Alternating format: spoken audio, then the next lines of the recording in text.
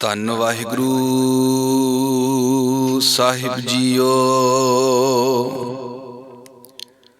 ਸੋਰਠ ਮਹਿਲਾ ਤੀਜਾ।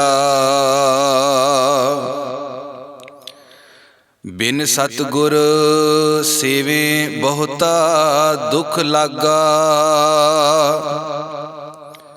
ਜੁਗ ਚਾਰੇ ਪਰਮਾਈ हम दीन तुम जुग जुग दाते। शब्दे देह बुझाई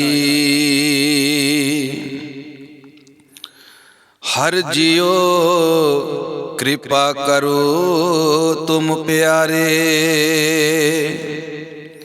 सतगुरु दाता मेल मिलावो हर नाम देवो आधारे। रहाओ मनसा मार दुबदा सहज समाणी। पाया नाम अपारा हर रस चाख मन निर्मल होवा। किल बिख काटन हारा शब्द मरो फिर जीवो सदही। ता फिर मरण ना होई। अमृत नाम सदा मन मीठा। शब्दे पावै कोई।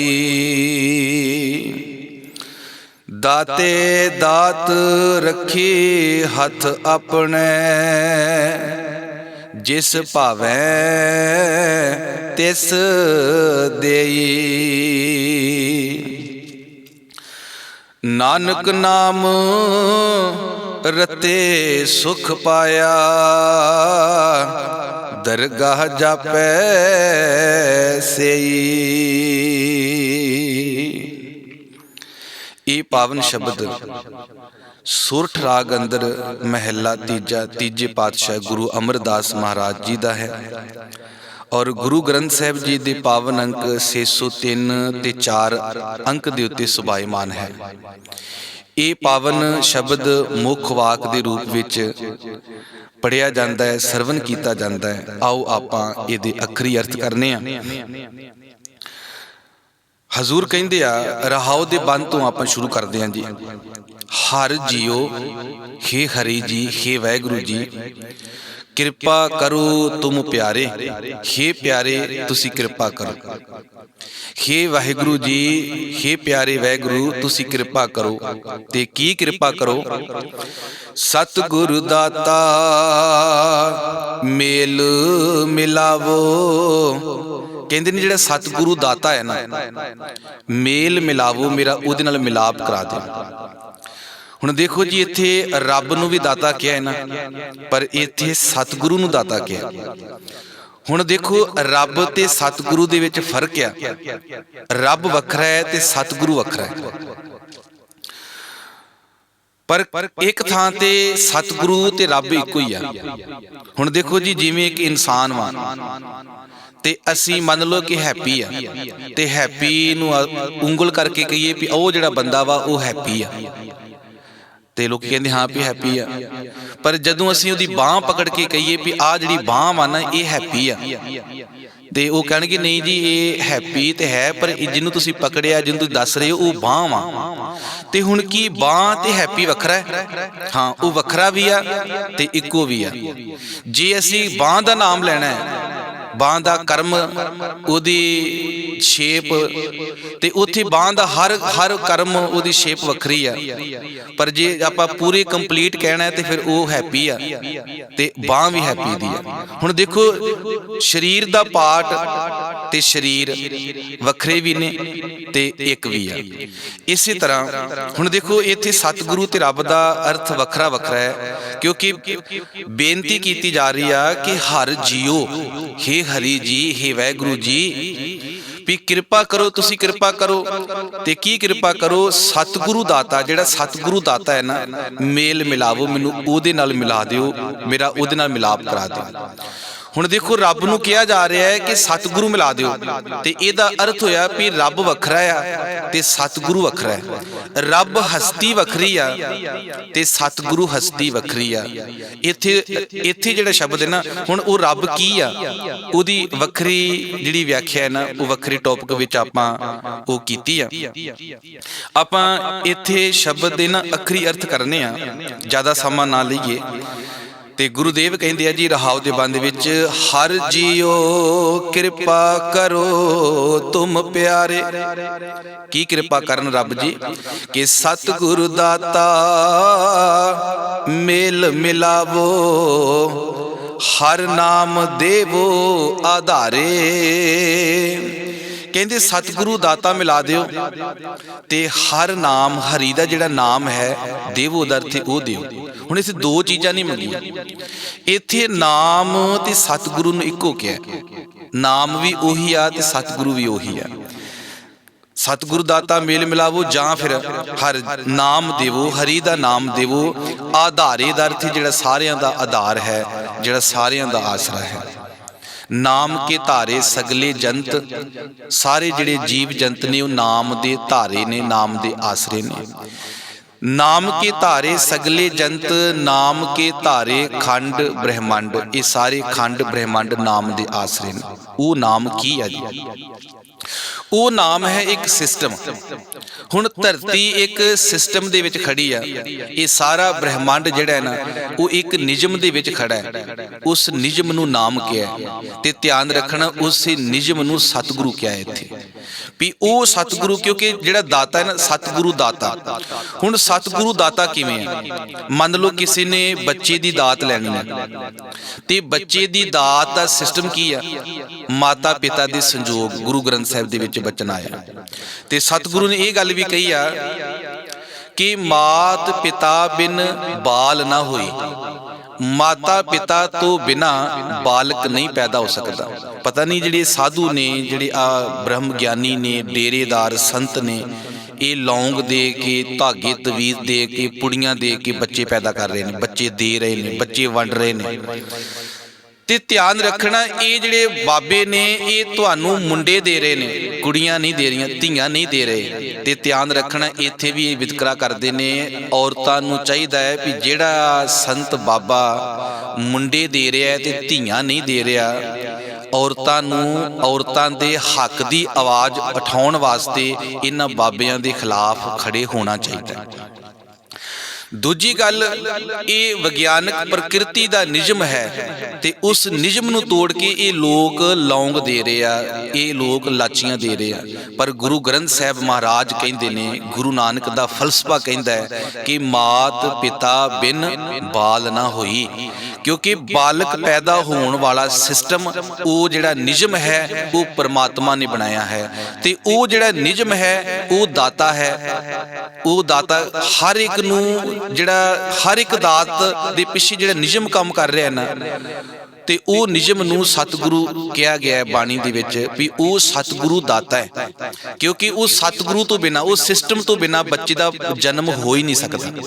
ਤੇ ਫਿਰ ਦਾਤਾ ਕੌਣ ਹੋਇਆ? ਸਤਿਗੁਰੂ। ਤੇ ਸਾਡੇ ਸਾਰਿਆਂ ਦੇ ਵਿੱਚ ਸਤਿਗੁਰੂ ਸੁਭਾਏਮਾਨ ਹੈ, ਹਰ ਥਾਂ ਤੇ ਮੌਜੂਦ ਵਾ। ਅਸੀਂ ਇਸਤੇਮਾਲ ਕਰ ਸਕਦੇ ਹਾਂ, ਉਸ ਨਿਯਮ ਨੂੰ ਅਸੀਂ ਫਾਲੋ ਕਰ ਸਕਦੇ ਹਾਂ। ਹਰ ਚੀਜ਼ ਨੂੰ ਪੈਦਾ ਕਰਨ ਵਾਸਤੇ ਪਿੱਛੇ ਨਿਯਮ ਆ। ਹੁਣ ਜੇ ਦੇਖੋ, ਜੇ ਕਿਸੇ ਨੇ, ਕਿਸਾਨ ਨੇ ਖੇਤੀ ਪੈਦਾ ਕਰਨੀ ਆ, ਤੇ ਖੇਤੀ ਪੈਦਾ ਕਰਨ ਵਾਸਤੇ ਆਪਣਾ ਨਿਯਮ ਆ, ਉਹ ਨਿਯਮ ਦੀ ਵਰਤੋਂ ਕਰਦਾ ਹੈ, ਤੇ ਕਿਸਾਨ ਜਿਹੜਾ ਅਨਾਜ ਆਪਣੇ ਘਰ ਦੇ ਵਿੱਚ ਲੈ ਕੇ ਆਉਂਦਾ ਹੈ। ਆਓ ਅੱਗੇ ਚੱਲੀਏ। ਇਹ ਰਹਾਉ ਦਾ ਬੰਦ ਹੈ ਜੀ, ਸਤਿਗੁਰੂ ਦਾਤਾ ਮੇਲ ਮਿਲਾਵੋ, ਹਰ ਨਾਮ ਦੇਵੋ ਆਧਾਰੇ। ਆਧਾਰੇ ਦਾ ਅਰਥ ਹੈ ਆਧਾਰ, ਆਸਰਾ, ਰਹਾਉ। ਆਓ ਹੁਣ ਆਪਾਂ ਪਹਿਲੇ ਬੰਦ ਤੋਂ ਇਸ ਸ਼ਬਦ ਦੀ ਵਿਚਾਰ ਆਰੰਭ ਕਰਦੇ ਹਾਂ, ਫਿਰ ਅਗਲੀ ਗੱਲ ਕੀਤੀ। ਹੁਣ ਦੇਖੋ ਜੀ, ਰਹਾਉ ਦੇ ਬੰਦ ਵਿੱਚ ਇਹ ਰੱਬ ਦੇ ਅੱਗੇ ਬੇਨਤੀ ਕੀਤੀ ਗਈ ਆ ਵੀ ਮੈਨੂੰ ਸਤਿਗੁਰੂ ਮਿਲਾ ਦਿਓ, ਜਾਂ ਮੈਨੂੰ ਨਾਮ ਦੇ ਦਿਓ, ਰੱਬ ਦਾ ਨਾਮ ਦੇ ਦਿਓ, ਰੱਬ ਦਾ ਸਤਿਗੁਰੂ ਦੇ ਦਿਓ। ਆਓ ਪਹਿਲੀ ਪੰਕਤੀ 'ਚ ਹਜ਼ੂਰ ਆਖਦੇ ਨੇ, बिन सतगुर सेवे बहुता दुख लागा। हुण देखो सतगुरु तो बिना सेवे दा अर्थ सेवा करदा जां घाल कमाई करदा जां सिमरन करदा भी जो मशक्कत करदा। सिमरन दा अर्थ ये नहीं है भी वह अखा मीट के चौंकड़ा मार के ते वो एक शब्द नूं रटन करदा है, वो सिमरन दी गल नहीं है। बिन सतगुरु बिना सतगुरु तो हुण देखो जी जे किसी ने सेब खाने ते सेब खाण दा प्रकृति दा जो नियम है, जो रब दा नियम कह लो भी वो है भी सेब दा पौधा लगाओ, उसकी सेवा संभाल करो, वड्डा होएगा तो सेब लगणगे। ये सिस्टम, ये नियम, ये संविधान, ये अनुशासन, ये सतगुरु, ये नाम। हुण इस नाम तो बिना, इस सिस्टम तो बिना, इस सतगुरु तो बिना भला जिन्ने मर्जी कोई यतन करे उन्होंने सेब मिल जाएगा? नहीं मिलेगा। वो जिन्नी घालना घालेगा, जिन्नी मेहनत करेगा ना, उन्होंने सेब प्राप्त नहीं होएगा। ते ध्यान रखना, फिर जो सेब प्राप्त ना होया वो बड़ा दुखी होएगा भी मैं इन्नी मेहनत की है, मैनूं मिलिया कुछ नहीं है। आओ जी, हुण जिहड़े लोग बच्चे की प्राप्ति करना चाहते हैं, परमात्मा के नियम नूं डॉक्टरां ने, विज्ञान ने समझिया ते उस विज्ञान, डॉक्टरी विज्ञान नूं हटा के लोग जे बाबियां दे मगर लग जाण, बच्चा ना होवे ते बड़ा दुख लगदा भी इन्ने साल उहदी सेवा कीती, इन्ने साल उहदे मगर भटकिया, इन्ने साल मस्सिया नहाता, इन्ने चक्कर लगाए, इन्ना दान पुण्य कीता, मिलिया कुछ नहीं। क्योंकि मिलना सतगुरु तो बिना बच्चे की दात प्राप्त नहीं है। ते सतगुरु की आ? नियम। सतगुरु की आ? उस परमात्मा का बनाया होया ला, हर चीज़ का वखरा लाभ आ, नियम है। ते ध्यान रखना जी, अगे चलिए। बिन सतगुर सेवे, बिना सतगुरु तो बहुता दुख लागा, वो बड़ा दुख लगेगा। ते जुग चारे परमाई, वो चार जुगां दे विच भड़केगा भी, चार जुगां विच भड़केगा भी। हुण देखो जी, चार जुग जिहड़े ना, ये वक्खरे टॉपिक ते विचार कीती है, उन्होंने सरवण करना। इत्थे मैं चार जुगां दी गल नहीं खोलांगा, ज़्यादा लम्मा नहीं आपां लवांगे, आपां शब्द नूं ज़्यादा लम्मा नहीं करना। हाँ, चार जुग जिहड़ा ना, गुरबाणी ने, मैं इन्नी गल कह दिया भी गुरबाणी ने चार जुगां नूं नहीं मन्निया, उन्हां दी मानता नूं रद्द कीता है। सोई चंद चढ़े से तारे, सारे शब्द विच कल युग दी मानता नूं रद्द कीता है। फिर गुरु महाराज ने जो ये गल की, पंडित मुल्ला जो लिख दिया, छाट चले हम कशू न लिया भी। फिर पंडितां दी जिहड़ी विचारधारा आपां छड्ड दित्ती, मुल्लां दी छड्ड दित्ती। ते चार युग जिहड़े ने, ये पंडित दी विचारधारा, ब्राह्मण दी विचारधारा है। ते चार युगां नूं चुक के बाणी विच लैके आउण दा की मकसद होया? जो गुरु ग्रंथ साहिब दा फलसफा ये कहंदा है भी पंडित मुल्ला जो लिख दिया, छाट चले आपां छड्ड दित्ता। ते फिर चार युग चुक के लिया के गुरबाणी विच इस्तेमाल करन दी की जरूरत सी? हाँ, चार युग गुरु पातशाह ने होर पख दे विच वरतिया, होर अर्थां दे विच वरतिया। ते इंज कह ला भी ओदी व्याख्या, मेरे टॉपिक है चार युग, ओदे विच मैं खुल के विचार जिहड़ी आ ओह कीती गई है। ते ध्यान रखना, चार युग दा अर्थ है सुभाव। जिवें कल युग दा कल युग एक युग आ, ते गुरु कहंदे आ भी बंदे एक घड़ी ना मिलते तां कल युग होता। जदों बंदे विचों शुभ गुण, रब दे गुण निकल जान, ते ध्यान रखना वो बंदे विच कल युग, वो बंदा कल युग दे विच जी रहा है। हुण कूड़ राजा, सतयुग सत, त्रेता जगी, द्वापर पूजा चार। जिहड़ा बंदा सत दे विच जिहड़ा अपना जीवन बतीत कर रहा है, वो सतयुग दे विच जी रहा है, उहदे वास्ते वो जिहड़ा समा है ना, उहदी जिंदगी दा, वो सतयुग दा समा। ते जुगां नूं गुरु पातशाह ने साडे सुभाअ दे नाल जिहड़ी है वो तुलना दित्ती आ। ते गुरु महाराज कहंदे भावां चार जुगां, भाव चार सुभाअ जिहड़े ने, चंगे माड़े ने, उन्हां दे विच भी बंदा भटके देख लै।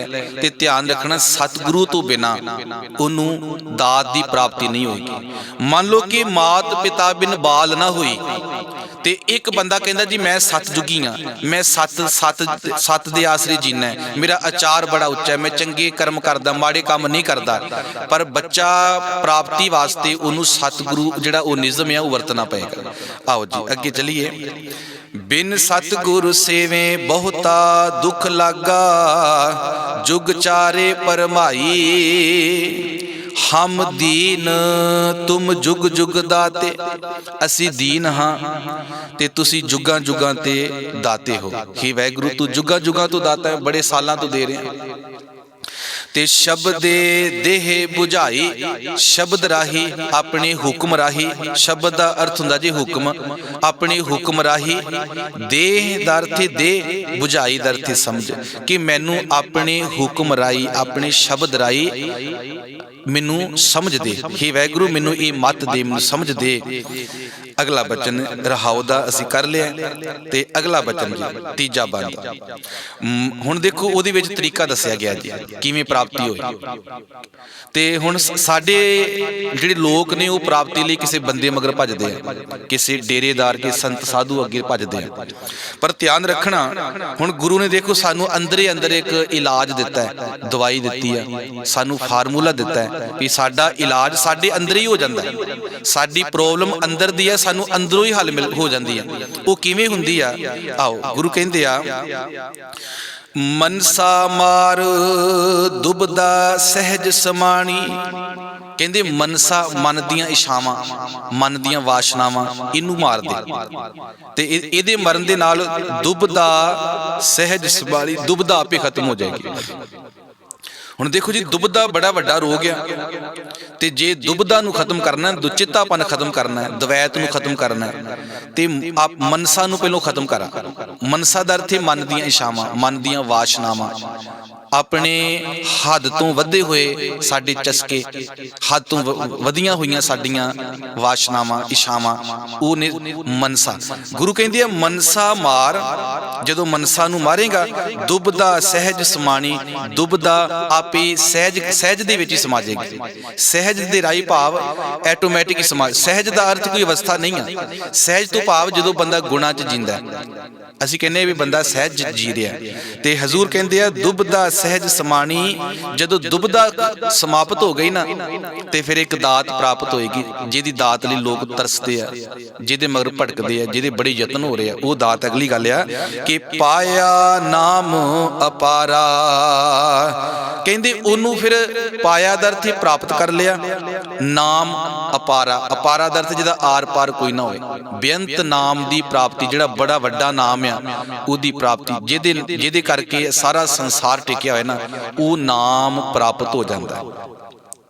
ਫਿਰ ਪੰਕਤੀ ਪੜ੍ਹੀਏ, ਮਨਸਾ ਮਾਰ ਦੁਬਦਾ ਸਹਿਜ ਸਮਾਣੀ, ਤੇ ਪਾਇਆ ਨਾਮ ਅਪਾਰਾ। ਮਨਸਾ ਨੂੰ ਖਤਮ ਕੀਤਾ, ਦੁਬਦਾ ਆਪੇ ਖਤਮ ਹੋ ਗਈ, ਤੇ ਉਸ ਦਾਤ ਵਿੱਚੋਂ, ਇਸ ਸਿਚੁਏਸ਼ਨ ਦੇ ਵਿੱਚੋਂ, ਅਵਸਥਾ ਦੇ ਵਿੱਚੋਂ ਪਾਇਆ ਨਾਮ ਅਪਾਰਾ। ਨਾਮ ਦੀ ਪ੍ਰਾਪਤੀ ਹੋ ਗਈ, ਜਿਹੜਾ ਨਾਮ ਅਪਰ ਅਪਾਰ ਹੈ।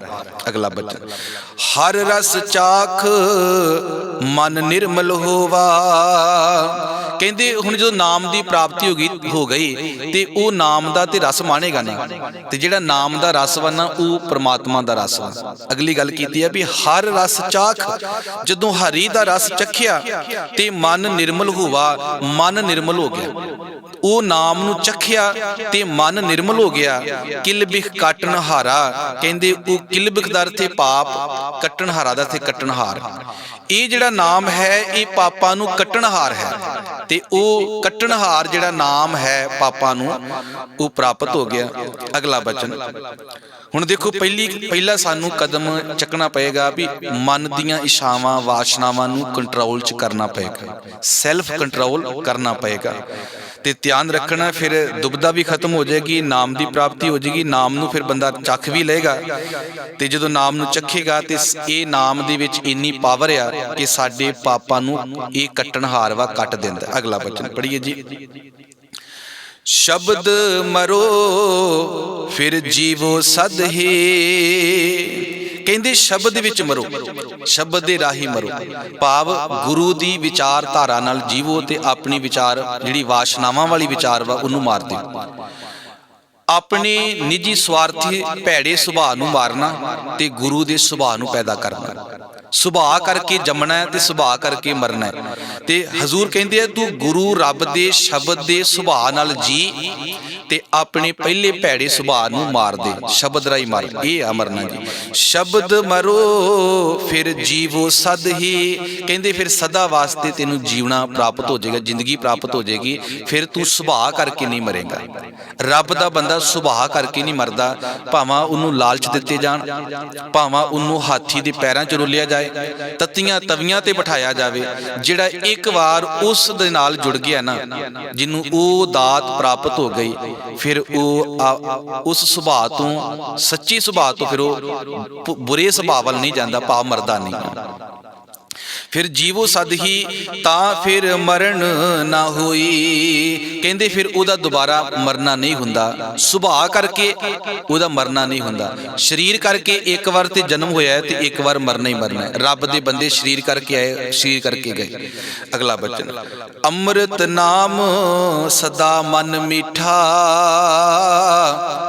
ਜਿਹੜਾ ਨਾਮ ਅੰਮ੍ਰਿਤ ਪ੍ਰਾਪਤ ਹੋਇਆ ਹੈ ਨਾ, ਇਹ ਹਮੇਸ਼ਾ ਹੀ ਮਿੱਠਾ ਲੱਗਦਾ ਹੈ। ਲੋਕ ਕਹਿੰਦੇ ਆ ਯਾਰ ਇੰਜ ਨਾ ਕਰ, ਆਪਣਾ ਪਰਿਵਾਰ ਪਾਲ, ਧੀਆਂ ਪੁੱਤਰਾਂ ਦਾ ਖਿਆਲ ਰੱਖ, ਤੂੰ ਕਿਹੜੇ ਕੰਮ ਮਗਰ ਪਿਆ।